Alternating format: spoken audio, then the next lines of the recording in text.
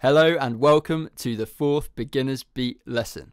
It's a really funky one today. It's one that every drummer should know.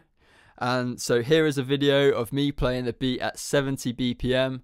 Start playing along once you feel confident you know how the beat should sound.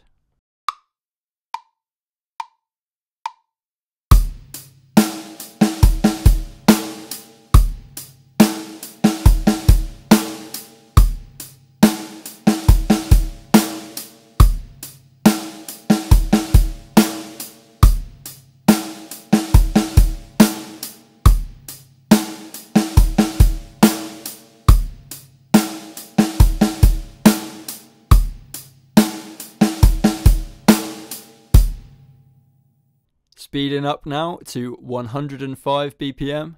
Start playing along when you're ready.